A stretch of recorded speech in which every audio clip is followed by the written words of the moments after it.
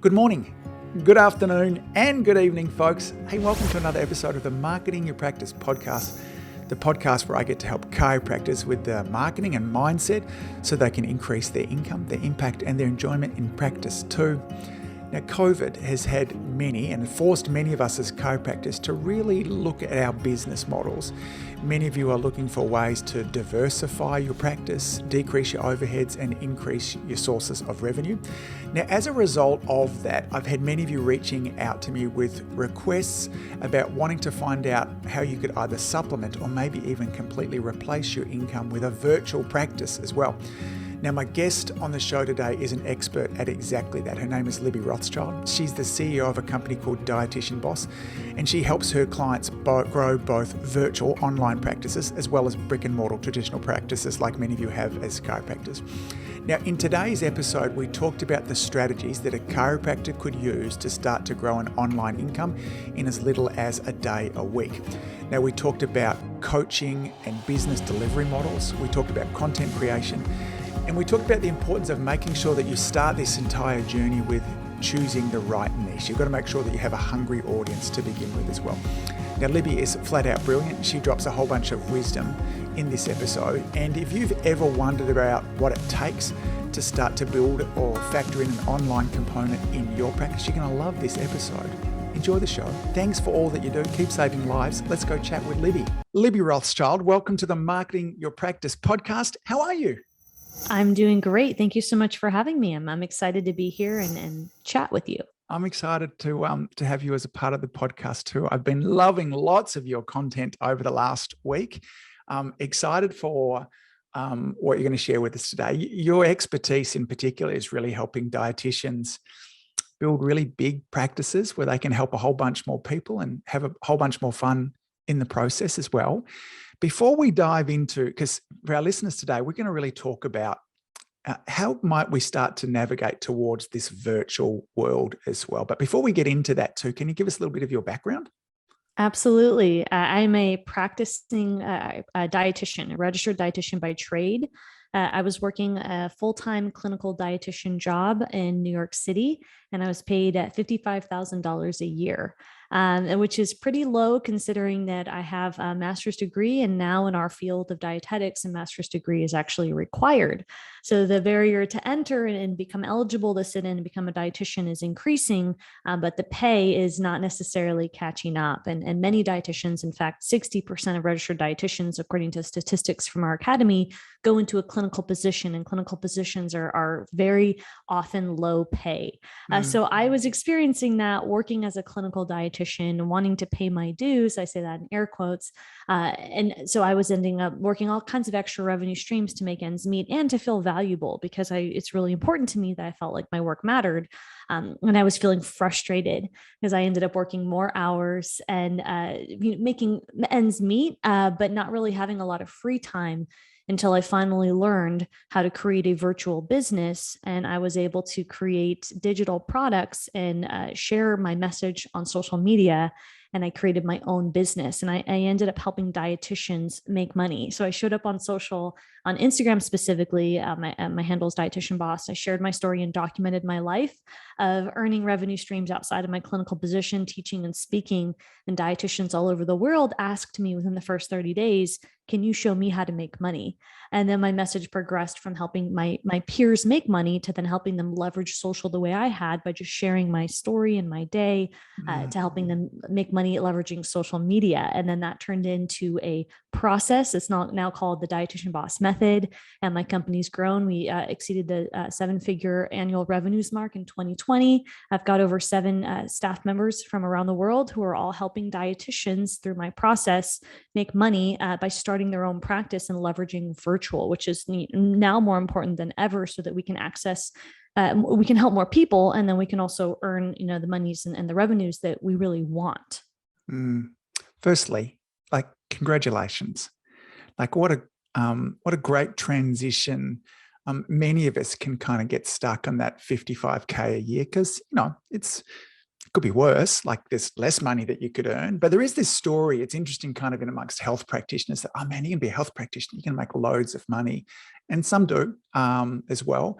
But one of the things that really got me into this is I would see brilliant practitioners who are really, really good at what they do, but didn't understand business and sales and marketing, and unfortunately really struggled. And many of them ended up taking jobs elsewhere. I still think of a sweet chiropractor she's gorgeous. And I knew her going all the way through college and was so excited about it.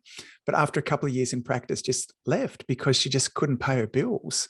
So she had one really great skill set, but missed some of the other side of things. This idea, unfortunately, that if we're just good at what we do, the business will look after itself, which in my experience is a total lie, sadly as well. So I want to kind of play a game today because for many of our listeners, the idea of them stepping into or having a virtual practice, whether it be fully virtual or part-time virtual, they're starting to think about more now than ever, particularly kind of as hopefully, fingers crossed, we start to come out of this pandemic. Many, certainly here in Australia, many chiropractors for a length of time weren't able to even see patients or were super limited to who they could kind of see as well. So if we were to start from scratch, if I came to you and I said, all right, Libby, I want to investigate a virtual practice. I'm feeling super vulnerable in my practice there too. Where do I start? How do I start to supplement my income? Where do I begin?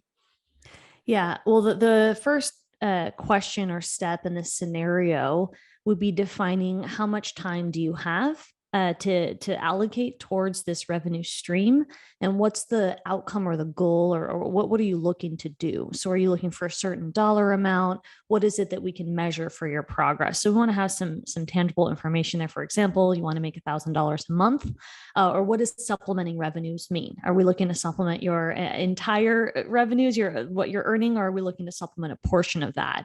So I think oftentimes people will embark on this journey and not really understand what it is that they're measuring. So I think it's important to have that in mind. Whether the milestone is getting one client or making $500, just keep in mind what that is and have that written down so that you know what you're actively working towards.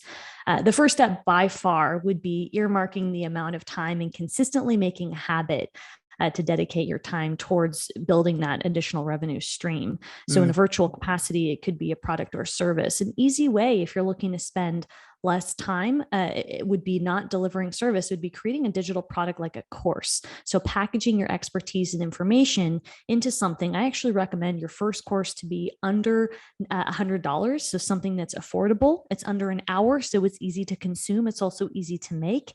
And for you to just think about drafting out what is your expertise or something that many people often come to you for. And if you already know that, great. And if you're not sure, you might need to spend a little bit more time thinking about that.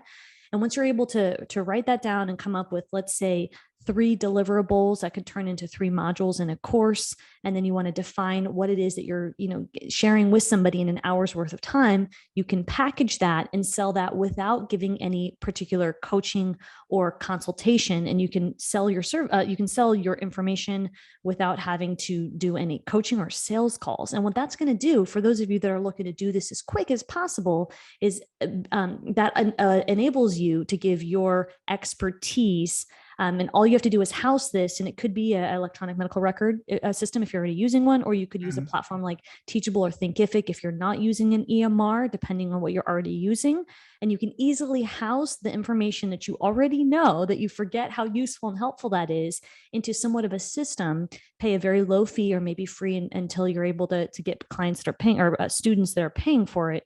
And that's really going to help you have an additional stream of revenue, an option that you can sell people into. Now, if you're the type of person that says, I have a little more time, I want to be hands-on, then you can look at the route of offering some type of a virtual consultation or virtual coaching. And one of the better ways to do that, in my opinion, it would be to do that in a group setting. So you're offering like a 6-week program, or you're offering some type of program where you are helping many people at one time. So I show our clients how to create a 6-week program. So you're running one group call per week with many people. And that's going to get you out of stacking one-on-ones all day, because that's, if you're already, you already have an established business, I'm assuming you're trying to build this on the side, and you might not have, 8 hours a day to be delivering a service. So there's two pieces here. You can package your service with no service delivery, meaning you have a course and information that you're packaging, and you can do it in the most simple way under an hour and sell it under $100, let's say $95, $97. or you can package your service into something where you are offering some consultation or coaching, but it's very limited. And that might be in terms of 1 hour a week where you can have multiple people join that one call and create a community environment. And then you're going to make more money per unit of time than you would if you were stacking clients one-on-one. Now, both of those options are going to require a level of marketing and clarity, but just for purposes of what do I sell, those two options are the most viable if you're looking to switch to virtual or add another income stream.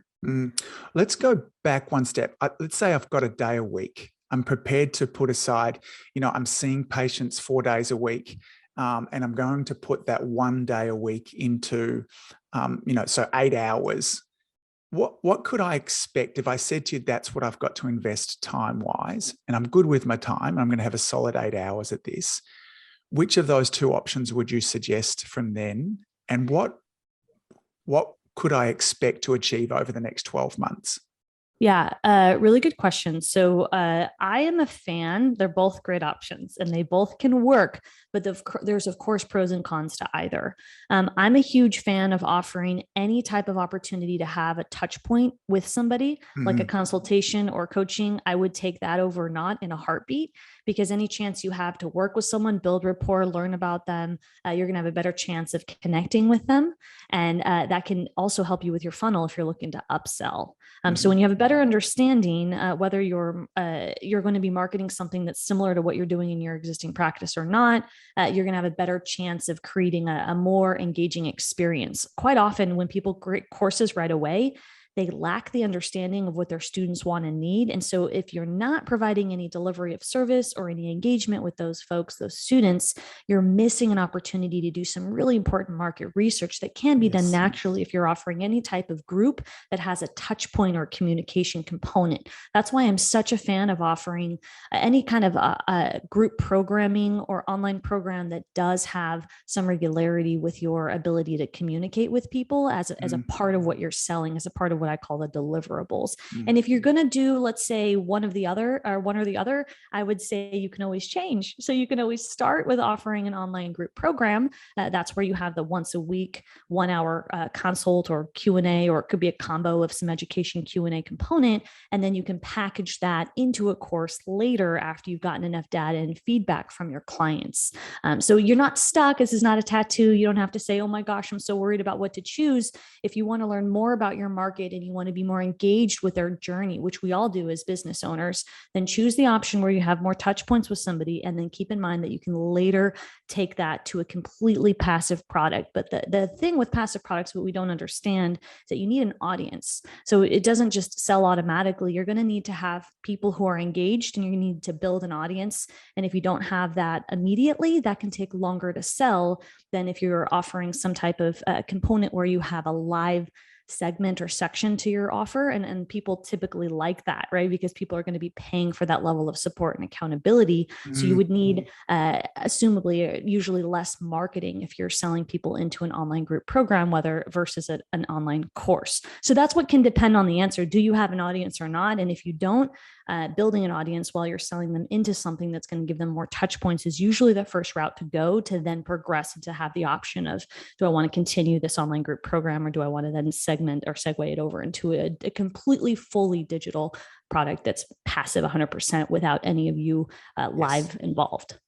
And I can see why for so many people that sounds so attractive, the idea that I'm going to have this product that's selling while I'm awake and while I'm asleep, and definitely achievable. But I would like to just kind of remind our audience too, is that we just need a little bit of trial beforehand to test and see what works, because what often works one-on-one doesn't work in a digital environment as well. So I'm going to go for some kind of group coaching. I've got a day a week that I'm going to put towards it. I'm a chiropractor, and my area of interest in practice is really family practice. Okay. So I look after entire families. We have a real focus on kind of lifestyle stuff there too. So along with the adjustments when the family are coming in, we talk lots about stress management. We talk lots about kind of how to eat, move, and think in a vitalistic, healthy type of way. So I've got this idea that I want to start a group coaching program. I'm a bit confused because I kind of understand clearly I can't deliver an adjustment via a group coaching thing, but I've kind of got, I understand I have these other skill sets as well with what I teach my patients, but I'm not quite sure how where would you guide me towards? What is this program going to look like? What am I going to teach them?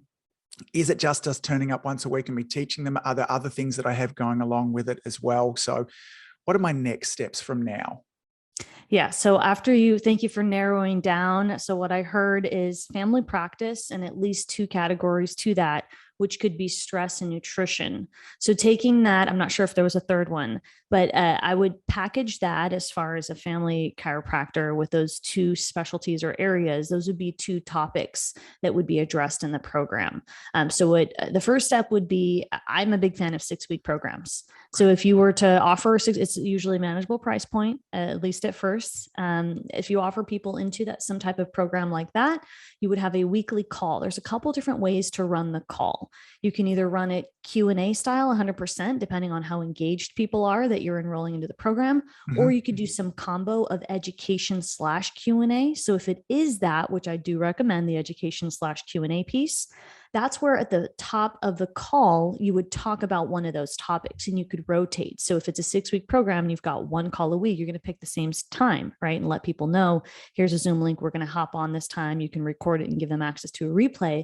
But what they can expect during that time, if it's 60 minutes, let's say 20 minutes is an education piece and the 40 minutes is Q&A. So it's an opportunity for you to engage with those people who are in attendance, but also discuss a topic related to either nutrition or stress or both. And that's how you're going to have that common thread throughout the 6 weeks, because people really like to learn in an environment where they're with other people, but they also like to be prompted. So that the prompts are going to come from the front 20 minutes of that call. And again, I'm sure you've got a lot of topics within those two topics that you can discuss throughout 6 weeks. So that's going to give, those two options are usually most popular. And then the third option, so again, I had mentioned it could be straight Q&A. So meaning if you've got a lot of people that are joining the call and they're really hungry for answers, or you're doing the education piece plus Q&A, that's a hybrid, or you could just do a straight hot seat style. And hot seat is usually for people who are more vulnerable and open and prepared and ready to attend on a call. And they have a certain amount of time that they're going to discuss whatever issue is going on with them. It could be 10 minutes, it could be 15 minutes. So those are typical ways that calls are ran. And if you're listening and you've never done this before, I would suggest doing the second version, the hybrid, doing 20 minutes of a education piece and then allowing for the Q&A. And what that does is it appeals to a lot of different learning styles. If you're 100% doing Q&A, that's all going to be content generated from people on the call. And some learning styles are going to want a little education. So it's really good if you mix it up and you have a couple different ways to communicate with those people virtually. And you're also creating community among them, which is a really beautiful thing. I'm also a big fan of if you're using an EMR, you can use a forum in there, or you can use something like Facebook. I know it's not perfect, but if you've got a private Facebook group that can keep people engaged between those calls, you can even create some prompts. So if you want to ask them for their win on a Friday or what their goal is on a Monday, you can have that engagement in the Facebook group, and you or someone from your team can be checking that periodically at, let's say, every 24, 48 business hours, so that there's a touch point between those weekly calls. So you've got the weekly call and you've got, let's say we're choosing the hybrid between education and Q&A, and then there's accountability and support before the next week where they can go to that touch point, whether it's a forum, whether it's through your EMR or through Facebook, for example, and still have that ability to communicate, which is really, really helpful for people to keep that conversation going. Got it. So I'm going to get into the weeds even further here. So I've kind of got an idea that over the next 6 weeks, I wonder whether this is too broad or not, but the idea of, I've decided it's a 6-week program on how to raise a drug-free, healthy family. Okay, And great. so my kind of topics, I thought, is that 1 week could be kind of on eating, 1 week is on moving, 1 week is on thinking, sleeping, posture, and then health paradigm. So there's quickly 6 things. Is that too broad as opposed to raising a healthy drug-free family? Or would it have to be 6 weeks all about stress, all about nutrition? What are your thoughts on something like that? Yeah, my thoughts are going back to what you mentioned earlier about testing. So if it's your first time doing a program like this, Yeah. Doing it matters more than how it's optimized. Nice So answer. the first thing would be, I would go with what you first said, which is one topic per week related to drug-free, healthy, and then through time you can get more specific. But what's more important is to just make sure that you are getting out there and getting some feedback, and Yeah. then you can iterate as you go if you want to make it more specific or not. Yes. But the answer is truly based on what your paying clients want, and you only learn Yes. that after you get feedback. And feedback usually is going to take a pretty decent sample size. So you're going to need to run a few folks through the program before you're getting some common themes and feedback. So Yeah. I'd say when in doubt, you can go a little broad. Obviously, specific is beautiful, but you definitely want to go specific based on feedback that you're getting from people. Yes. So you're not making that decision based on what you feel, but you're actually making that decision based on what your paying clients want and need. Yes. And so to give our listeners some other kind of examples that come to mind for me is that if you're a chiropractor out there and you've dealt lots with kids, particularly babies that had colic, it could be like a 6-week home support colic course. It could be if maybe you are great with migraines or headaches, it could be all the supportive stuff. Because most of us know if somebody's coming in to see us for migraines, yes, there's adjustments that they need too. But there's a whole bunch of other things that go on with migraine sufferers as well in terms of the nutrition, the stress, the rest, all those kind of things. So you could dive into a specific symptom or a group, that idea of a kind of drug-free, healthy family, I think is quite broad. But when you're talking to dietitians in around this as well, do you tend to get them when they're narrowing down to find an avatar? Are they helping people with diabetes? Are they helping people with lose weight? Like what are you helping or suggesting that they do with regards to choosing a niche and focusing and differentiating? Yeah, well, this is my favorite topic. So I'm a big fan of picking and choosing something that is differentiated. So I help our clients focus on how their message is clear and unique. So yes, that could be diabetes. It could be, what are they doing? Lowering A1C to help someone manage their diabetes or any chronic disease or condition. They're helping women with PCOS become fertile and deliver a baby, or helping someone with PCOS lose weight. So yes, finding a niche is hugely important and can help you with not only the marketing piece, but this can also help with a service delivery piece, whether we're talking course or online program. So I'm a big fan of that. I will say that this can be a really difficult part for a lot of practitioners. I get a Huge. lot of pushback on this. Mm-hmm. And I also have a lot of successful dietitians who are able to follow this and really reach their goals, right? Whether that be a 6-figure or 7-figure practice, or that they're able to say, I just want to make a side part-time pay and work less than 15 hours a week. And they're able to do that because of the clarity in their marketing and the clarity and the outcome that they're able to give to their clients. So I'm a big fan of what you're saying, and I can give you some more examples, but the answer would be yes. You have to differentiate because there's so many people in the space of nutrition and healthcare, and all things related. So finding out what you can do and how you can solve the problem uniquely and provide an outcome people will pay for, and how that's different and not general, is definitely a great way to market. I loved what you said beforehand. It's not a tattoo and it's not permanent. So you can change. And I really encourage practitioners when they're going in this to kind of put on a little bit of their mad scientist hat. Like, it's just test. It's like, be curious, be fascinated, watch and see what happens from there. Does it work? And if it doesn't work, that's okay. You just pivot, you try something new. Chances are the first thing that you try is not going to work anyway. And so having that kind of testing mentality, I think, is a great place to go. So I've got my course. Let's just kind of stick with that quite broad one beforehand, where I've outlined my content. I'm going to deliver, week number one, I'm talking to, families, probably mums, about how to raise a drug-free family. Week number one, I'm going to talk about nutrition for 20 minutes there too, and then I'm going to open up with some Q&A. I've set up a private Facebook group, which is really simple there too, and I'll place the recording inside of there afterwards, so I don't have to have another platform that it's on. And I'm trying to, throughout the week, just check in with, maybe I've got some shopping lists for them and engagement and some challenges and stuff inside of there as well. I've got all of that. And now what I'm thinking about is, I've got this great course here, Libby, that I want to teach, but I've got no people to teach it to. Where do the people come from as well? Where do I find them? Yeah. And that's, I'm glad you brought that up, because I would argue that the people are probably the most important. Yes. You want to have an offer, right? You need to have something tangible or intangible that folks can pay for, right? So, and for a lot of healthcare, practitioners, they are in deep fear of marketing anything without something that people can pay for. And I understand that too, for very process oriented people, but you need to have the audience. And that's kind of where the whole conversation about niching comes into play here. So you need to find the people. So if the question is, where are they? Is that the question? You want me to kind of walk through?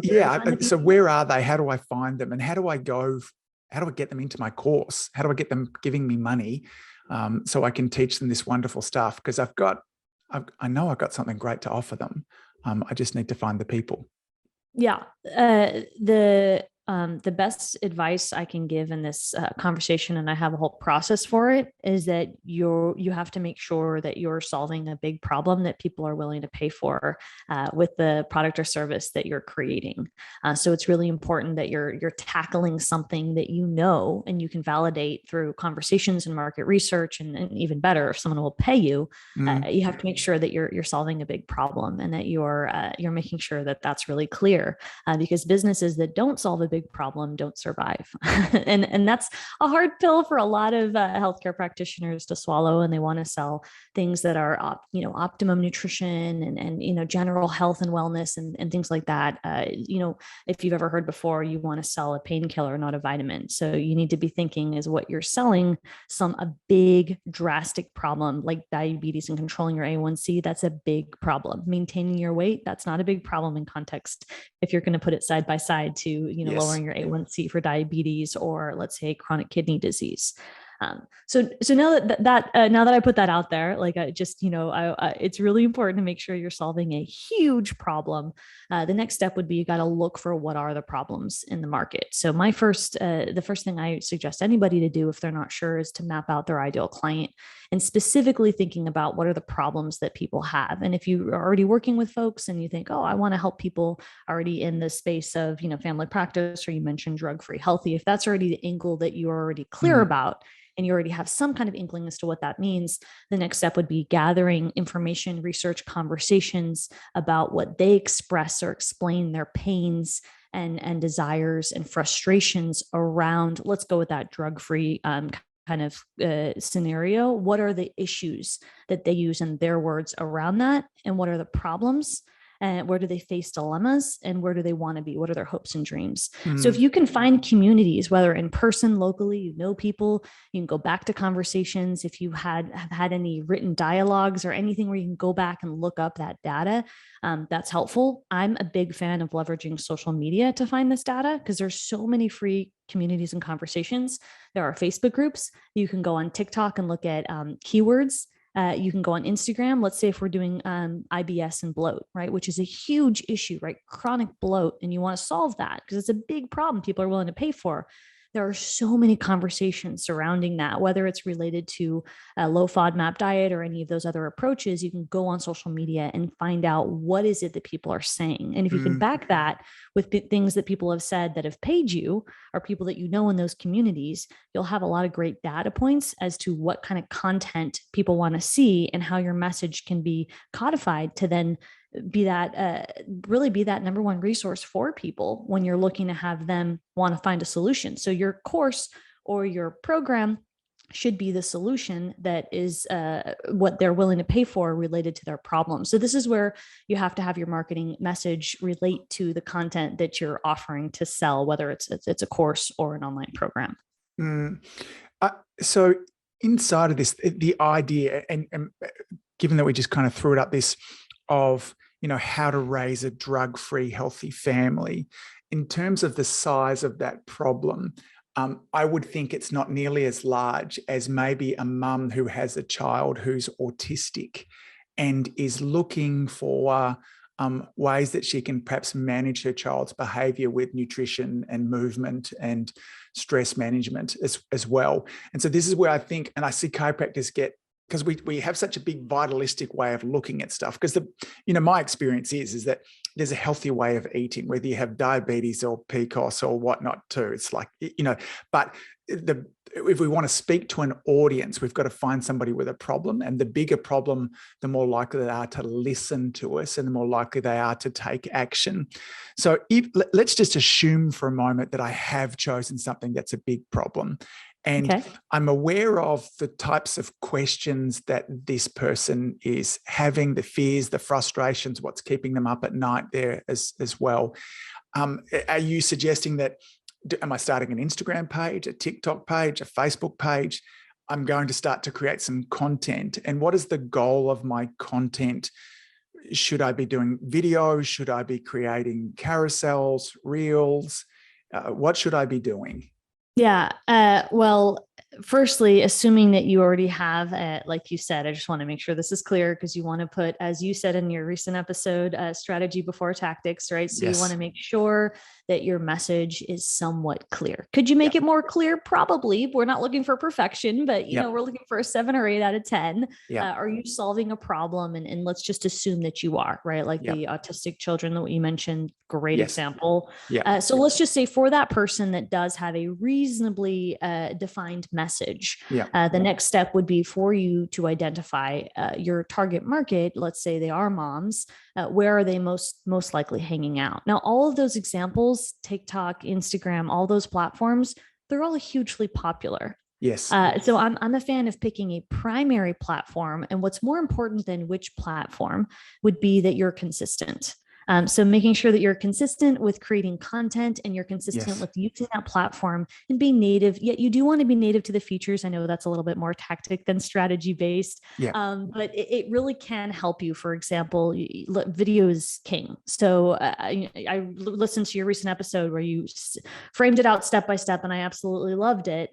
So for all of you listening, whatever platform you're using, whether it's Facebook, TikTok, Instagram, short form video is a fantastic way for you to communicate. So finding a way, whether you're using your face or not, I'm a big fan of using your face, but if it's education and you're explaining a concept without your face, or you are using your face, what's important is that you are talking about the problem that you're solving and you're using the language of your ideal client based on that previous example in your messaging.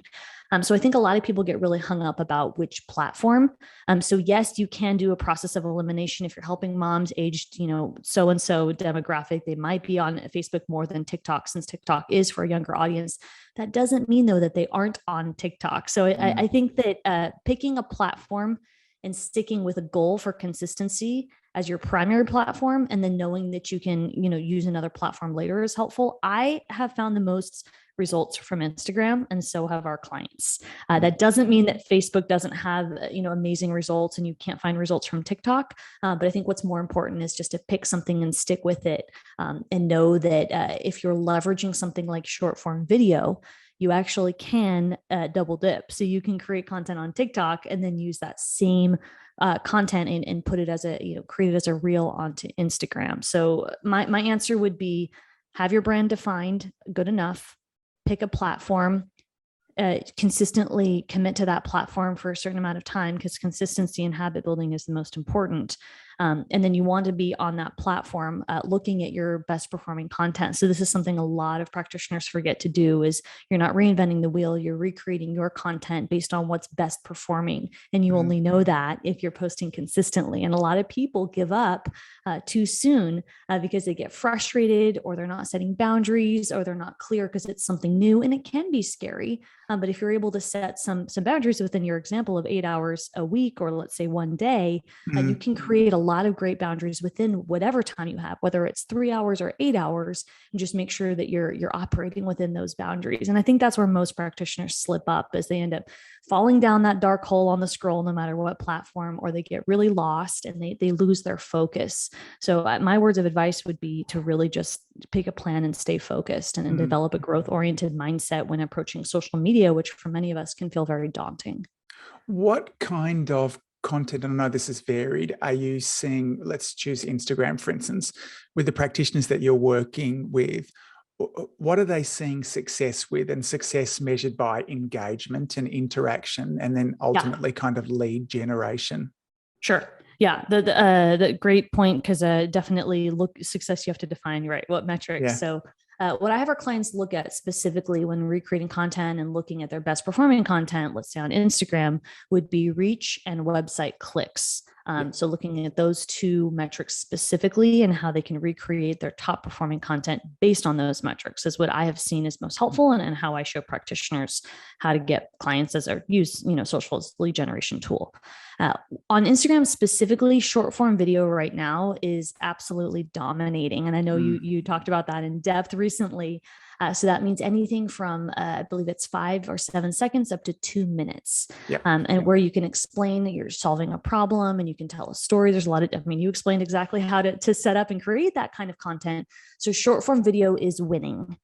Also carousels, because Instagram, they're a business, right? And if you're scrolling, carousels are a series of images in one post. If you're scrolling horizontally and you stop to read that entire carousel, you're spending more time on the platform, and Instagram wants that for ad purposes. So carousels are being favored right now because of it. If you create good content, you're actually going to be increasing the amount of time the end users on the app. And that's ultimately what Instagram wants. So because of that, carousels are being pushed out, and short form video is absolutely being pushed out across all platforms. So those two features are going to be helpful if you can get on top of those, but that's not enough. You can't just say, oh, I'm going to leverage short form video and I'm good. I'm going to meet all my goals and work 8 hours a week and be good to go. The hard part that most practitioners push back on is the actual market research. And that's recreating your content based on what you're hearing people say. And you're recreating your content based on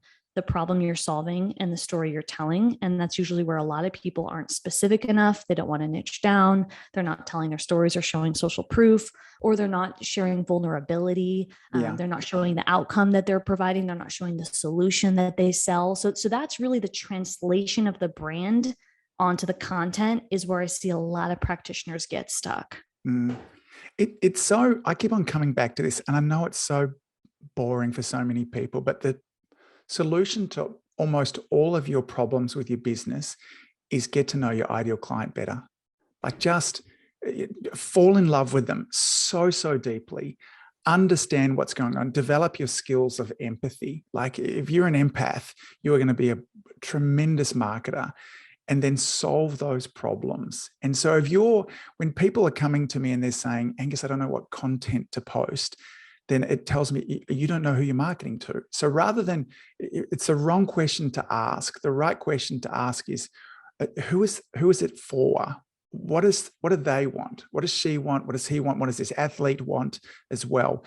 Obsess over them. And that's what guides everything from, because even going back to Libby saying, does this person want a 6-week course? Maybe they do. Maybe they want something less. How much contact do they want with you?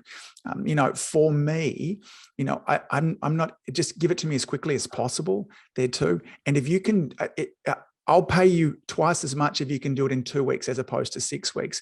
But there are other people where 6 weeks means more value. And that's about us kind of really understanding our person there as well. But it gets, at the beginning phase, people are like, no, I want to set up my website, and then I want to get my accounts up and going. I want to create this course. It's like, no, slow. Who is this person?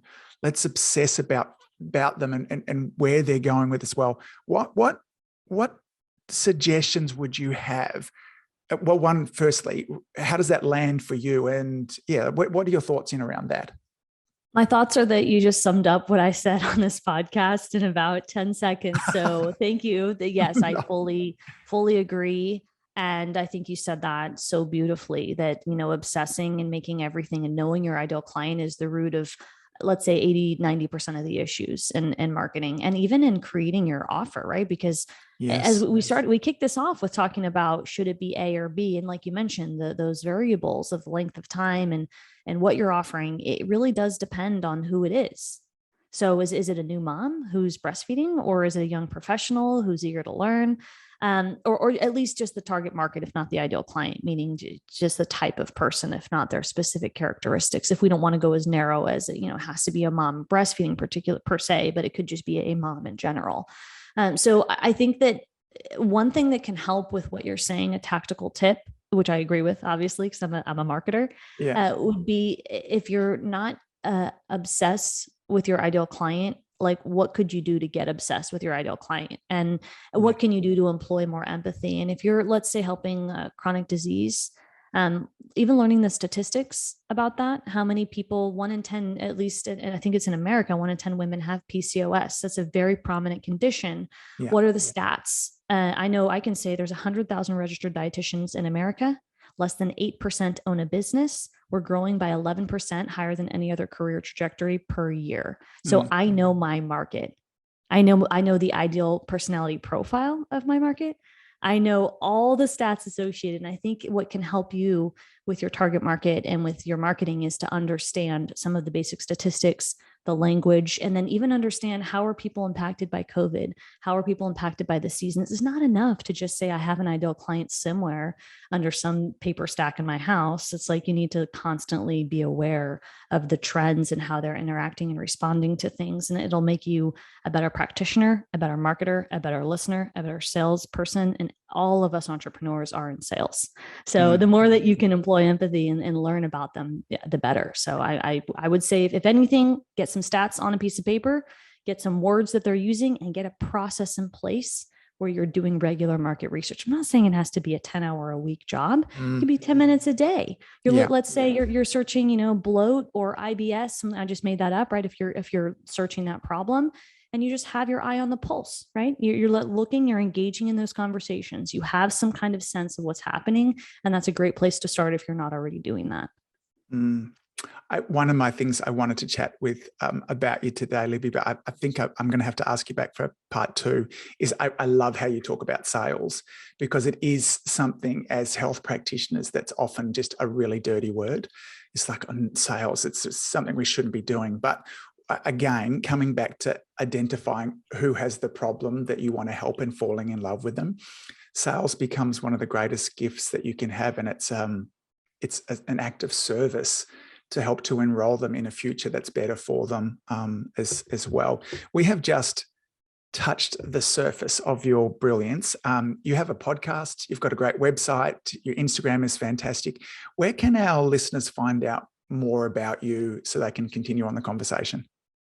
Absolutely. So dietitianboss.com is my website. On the upper right tab, you can click Libby Rothschild, and you'll get more information about me specifically and learn about what I do and how I help serve people. And you can also find me on Instagram at Dietitian Boss. Yes. And there's some great free resources that Libby has.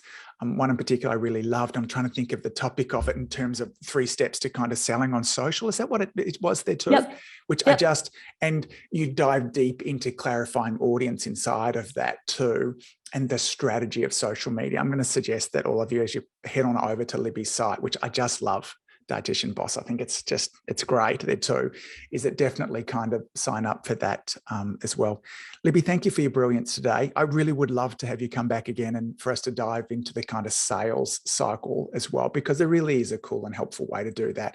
This is not about being pushy and sleazy or any of those kind of things there too.